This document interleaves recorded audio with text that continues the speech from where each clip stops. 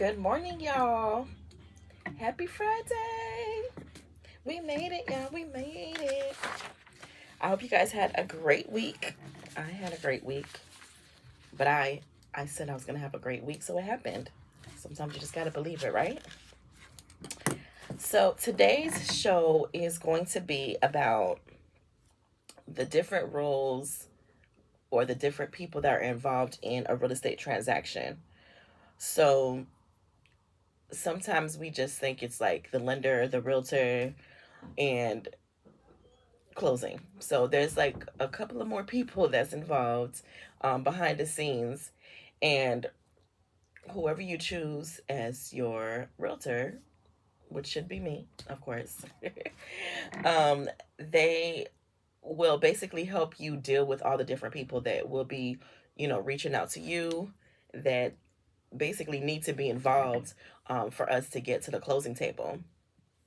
So I'm going to let you know like why these people are important, what they do, and what that means for you. Because sometimes when you're going through this process, you're just trying to figure out, okay, what's next, and your trusted advisor should be able to tell you what to expect and who's going to be involved in this transaction. So, of course, your trusted advisor, your real estate agent or your broker. Um, they're basically the first person that you should contact when you're ready to either buy or sell a home. Now, the difference between a real estate agent and a broker is not really much of a difference. So, the real estate agent, well, the broker does the same duties as a real estate agent does, but the only difference is the broker is responsible for that office or the people in that office, if that makes sense. So, for example, the office that I work in now is Remax Gold, and I am the broker who is in charge of other agents. But I still have the same duties as far as a real estate agent. So I still help my clients and help them buy and sell. So that's not really much of a difference. It's just basically being in charge of a little bit more. That's pretty much all it is. We are. I still would be able to help you, through the process. Nothing much. Nothing has changed. And you can also, if you don't have, let's say for whatever reason you don't want to use me, but you can also look at the National Association of Realtors. Remember, I was telling you the people who are part of the National Association of Realtors are held to a higher level of accountability. So if you are searching, that is a good place to start. Now, what we do in a transaction is help you navigate through the process with all these different people that are going to be involved, right? So you'll have to deal with the home inspectors. You're going to have to deal with the lenders. You're going to have to deal with the closing attorneys. So there's so many moving parts. So our job is to not only help you navigate through that, is help you negotiate, right? So I gave you some tips and tricks on how to negotiate already, but that is our job, to negotiate for you, to basically look out for your best interests um, above our own, right? So even if, for example, you got approved for 450,000, right? And but the house that you love is 400,000. I can't say to you, and I shouldn't say to you, no, you should go ahead and get the house that's 450,000, because I know that my compensation is based on the price of the home.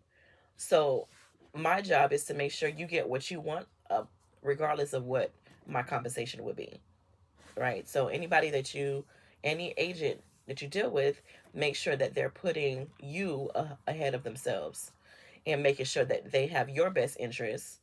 And even on the selling side, so you might put the house on the market for 450, but then that you're willing to accept 425. Me as your agent can't tell the other agent, the buyer's agent, oh, she's willing to take 425. No, I'm supposed to protect the confidentiality of what you tell me. That that also messes up the negotiation power. So my job is to make sure that that gets done. Um, when I'm working with a seller. So keep those, little tips in mind when you're working with an agent. Confidentiality is part of it. Part of our fiduciary duty is to make sure that we um, provide that confidentiality for you. Now, I know you guys are tired of me talking about lenders, so I don't even have to go through a whole spiel with that. They got the money. They have the money, so they are going to ask you for a lot of stuff, to be really honest with you. But as I said before, you're asking them for a lot of money. This is not just like $2. We're talking about thousands of dollars. We're talking about 200, 300, $400,000. So yeah, they're going to be in your financial business a little bit.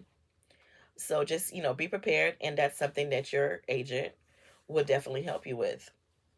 And before I move further, if you have questions, you can call into the station at 404 361 1571. My direct number is 678-849-4734 if you have any direct questions for me.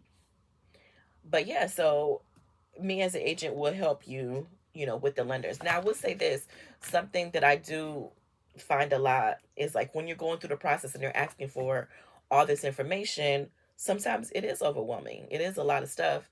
But I tell my clients, just call me, let's, talk through it.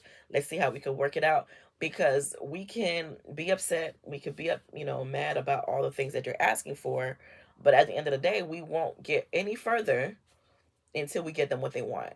So there may be some ways to work around or get something alternative, get an alternate to what they actually want, but we just got to get it done. So when I meet with my clients, I say, okay, if you have any questions, just let me know. I know the process can be very cumbersome. So just let's walk through it, talk through it, and we'll be okay. So I'm not going to spend a lot of time on the lender role because you guys know they have the money. So someone else that would be involved, or another part of this transaction, are your home inspectors, right? So your home inspectors will be involved. And I told you, like, even on the, of course, on the buying side for sure, because you want to check to see um, some of the things that you can't see visually. You want to see behind the scenes and behind the cracks and all that stuff. But even on the selling side, you may want to have a home inspection done before you put your house on the market so you can know what's really going on. And so a home inspection company is very important, to think about. Something else to think about are contractors. Do you have a contractor that you trust in case there's some things on that inspection report that the seller's not willing to fix? Well, me as an agent have those resources for you that I could refer a contractor to you and say, you know what, if this needs to be done, it's not, a big deal. I have a contractor that could actually help you get through that. Because sometimes on the inspection report, it would say, contact this person to make sure that what we saw is correct. Sometimes it's an electrician, sometimes it's a plumber, sometimes it's, just different people that may have to be involved in a contract. Sometimes it's a roofer. I've had that before where we needed to make sure that the roof, they said, oh no, the roof is fine, we don't have any leaks. But on the report it says that roof is like 15 years old. So we want to make sure that once we move in, things start, because once you're in, that's it, it's yours. So you want to make sure that it looks good. So you may have to get a roofer involved. You may have to get a pest control company involved. You're doing a walkthrough and you see a little roach pass by. I still want this house, but I don't want that roach. So, so you have to, get pest control involved. In Georgia, there's a lot, especially when you go further south, you might have termite issues. You might have to get a termite company involved to make sure. Ooh, another one I've heard about is rats. Oh my gosh. Rats and bats in the attic. That's a scary thing right there. But you may have to get somebody involved in that, because I know that you're not going to want to go up there and get those things down. So all these people are now involved in on this process, in this transaction, because you're not going to buy a home with bats flying in the attic, or rats in there. Oh, absolutely not. You know, so these people are now involved, in the process of getting to the closing table. Because until this is done, we're not signing on that dotted line. You know what I mean? So now they're involved in that process. So keep that in mind. Now, another part to this as well is home warranties, which I'm a very big advocate for home warranties. So you have to get homeowners insurance that protects your home in case of a natural disaster, fire, whatever the case may be. But there's also a home warranty that will cover your appliances, that will cover some plumbing issues, that will cover some HVAC issues, your AC heater, your water heater. So they take care of some big ticket items. So I'm definitely an advocate for that. If the seller's not willing to give it to you, or at least give it to you for a year, that's something that you should definitely think about. Another thing some people want now is the Ring doorbell or cameras. So that's now part of the transaction too, because you want to now have a Ring, you want to now have video cameras, and so those things also help you have a um lower cost on your insurance. So those are some things to have, right? But when you have that home warranty, that's extra protection for you, because things are going to happen in your house.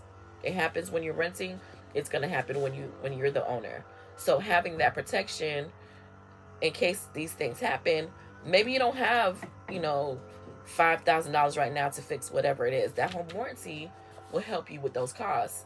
You still may have to come out your pocket for a little bit, but not as much as if you didn't have it.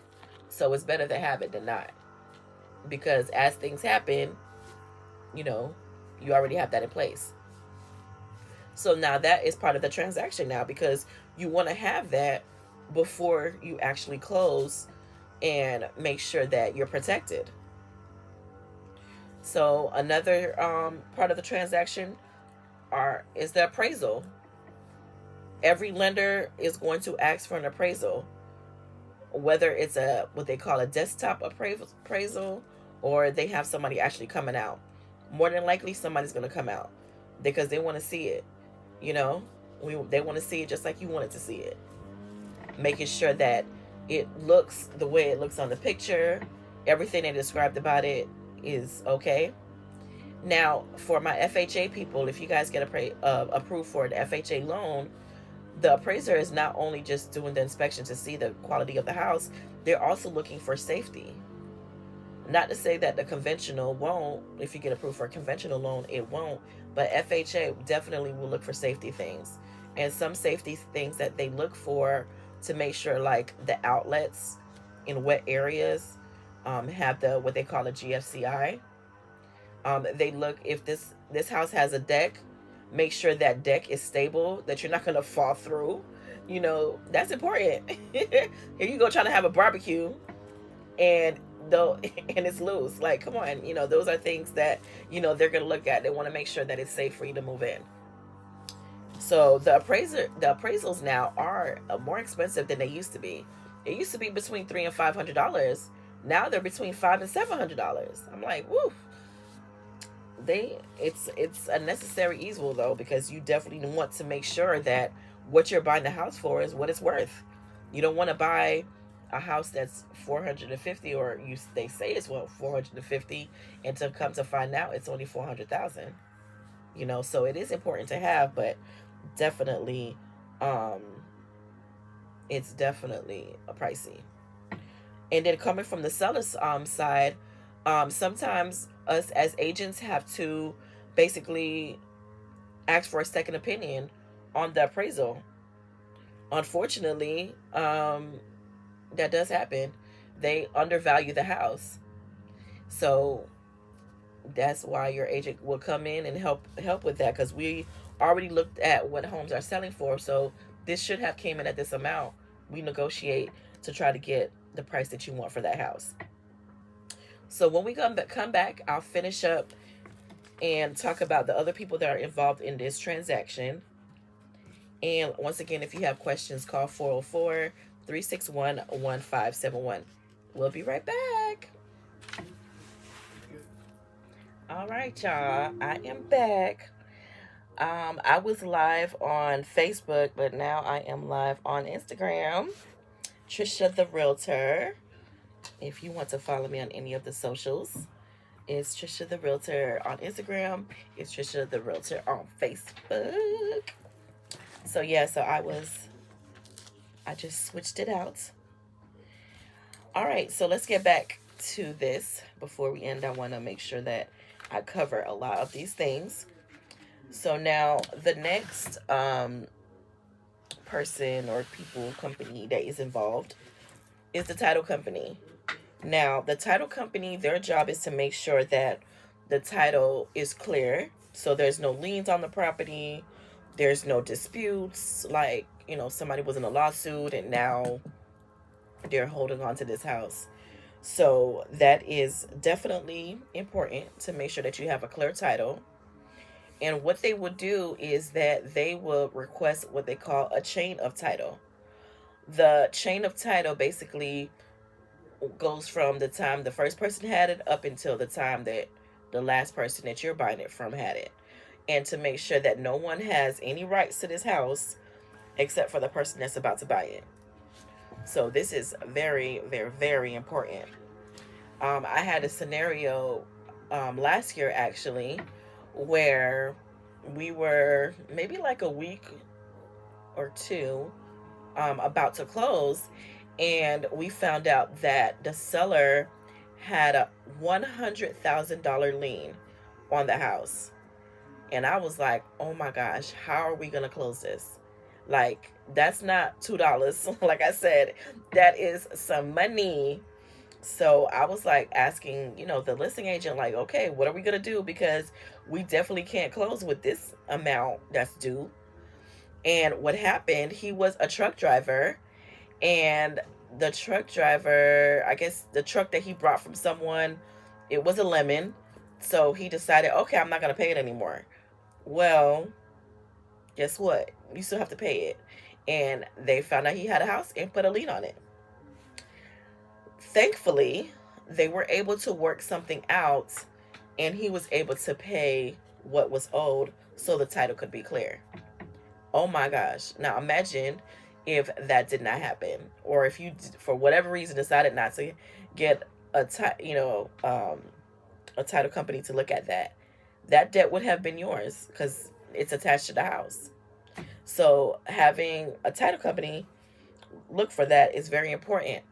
There's also insurance, title insurance, that you should get as well to make sure that things like that do not happen, that you're the only person that has rights to this house once you purchase it.